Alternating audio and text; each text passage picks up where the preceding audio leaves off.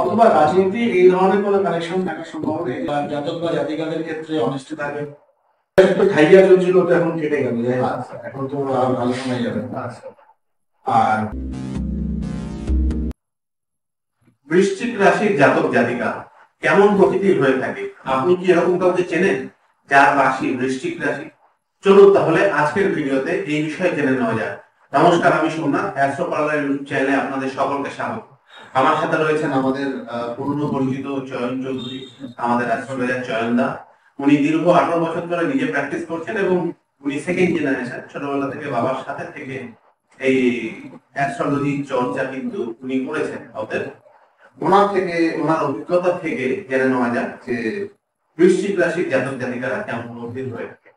দাদা, এই বৃশ্চিক রাশি এরা মানুষ হিসেবে কেমন থাকে?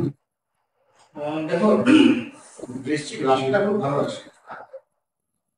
বৃশ্চিক রাশির জাতক বা জাতিকাদের ক্ষেত্রে অনেস্টি থাকে, এরা বিশ্বাসী হয়, ডিপেন্ডেবল হয়, এদের লয়াল হয়, ঠিক আছে, এবং ওভারঅল সত্যি কথা বলার একটা প্রবণতা থাকে। এরা হচ্ছে এমন নেচার, মানে কি বলবো, বন্ধুর ক্ষেত্রে বন্ধু আর শত্রুর ক্ষেত্রে জনশত্রু। এটা কিন্তু মুড সুইং, যদি মহিলা হয় তাহলে এদের মধ্যে মুড সুইং দেখা যায়। ঠিক আছে, আর বৃশ্চিক রাশি তো খাইয়া চলছিল, ওটা এখন কেটে গেল, এখন তো আরো ভালো সময় যাবে। আর জাতক বা জাতিকাদের ক্ষেত্রে অনেস্টি থাকে। বৃশ্চিক রাশির ক্ষেত্রে যেটা দেখা যায়, এদের মধ্যে একটা লিডারশিপ কোয়ালিটি থাকে। এরাও কিন্তু রাজনীতিতে যেতে পারে। দেশের অ্যাডমিনিস্ট্রেশন অথবা রাজনীতি এই ধরনের কোনো কানেকশন থাকার সম্ভাবনা এদের কিন্তু বেশি থাকে। এবার রাজনীতিতে না গেলেও অন্তত পার্টি পলিটিক্স এর মধ্যে একটা ইন্টারেস্ট কিন্তু থাকে। এরা তার্কিক হয়, ঠিক আছে, বিশেষ করে দেশ এবং দশের ব্যাপারে খুব তার্কিক হয়, এসব ব্যাপারে নিয়ে আলোচনা করতে এরা ভালোবাসে। ঠিক আছে, এমনিতে ম্যাচিওর কিন্তু বহু ক্ষেত্রে জীবনে আন্তরিকতা দেখা থেকে লস করে বসে। বহু ক্ষেত্রে আন্তরিকতা, মানে এদের ক্ষেত্রে যেটা আছে, এরা কিন্তু খুব লজিক্যাল, খুব প্র্যাকটিক্যাল, কিন্তু তার মধ্যে ইমোশনালও থাকে, কিন্তু ইমোশনাল নেচারটা খুব বাইরে ভেতরে থাকে, বাইরেটা খুব রাফ থাকে। এদের উচিত ইমোশনটাকে দাবিয়ে রাখা, এরা ইমোশনাল হয়ে গেলে আর কন্ট্রোল থাকে না, বহুবার ভুল করে বসে। এই জায়গাটা কিন্তু ওদের মেনটেন করা উচিত। আর এমনিতে জলরাশি, ন্যাচারালি মঙ্গলের ঘর, মঙ্গলের মধ্যে অগ্নির স্বভাব, এটা হচ্ছে জলরাশি, ফলে মঙ্গল এই ঘরটাকে খুব পাওয়ারফুল থাকে না। ঠিক আছে, তাই এদের উচিত যদি হনুমান চালিসা পাঠ করা অথবা তামার কোনো বালা বা আংটি ডেফিনেটলি ধারণ করা। ঠিক আছে, মানে এখানে কিন্তু মঙ্গলটা একটু নেগেটিভ থাকে, মানে নেগেটিভ দুর্বল থাকে এই ঘরে।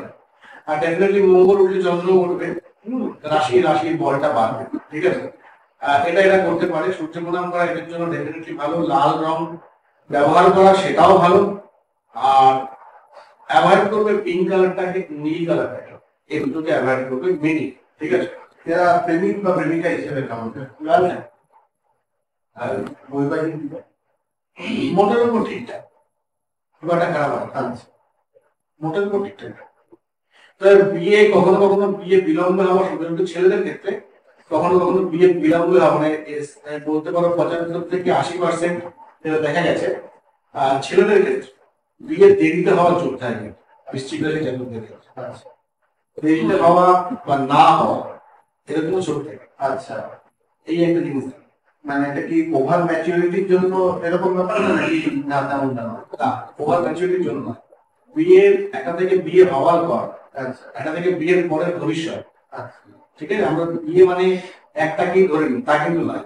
বিয়ে হওয়ার ক্ষেত্রে কিছু প্ল্যানেট কাজ করে, বিয়ে হওয়ার পরে আবার কিছু প্ল্যানেট অ্যাক্টিভেট হয়। বিয়ে হওয়ার ক্ষেত্রে যে প্ল্যানেট গুলোর দরকার থাকে সেটা একটু কমপ্লিট থাকে, সেই একটা কমপ্লিট হয়, বিবাহের বিলম্ব হওয়ার সম্ভাবনা খুব বেশি থাকে। 75 থেকে 80% কেস আমাদের ছেলেদের ক্ষেত্রে তো হয়, মেয়েদের ক্ষেত্রেও হয়। ছেলেদের ক্ষেত্রে বিশেষ 75 থেকে 80%। তাহলে দর্শক বন্ধুরা, আপনারা জানতে পারলেন বৃশ্চিক রাশির জাতক জাতিকারা কেমন প্রকৃতির হয়ে থাকে এবং তাদের ক্যারেক্টারিস্টিক কেমন হয়। আপনার যদি বৃশ্চিক রাশি হয়ে থাকে তাহলে অবশ্যই কমেন্টে যদি কোনো প্রশ্ন থেকে থাকে জানাতে ভুলবেন না।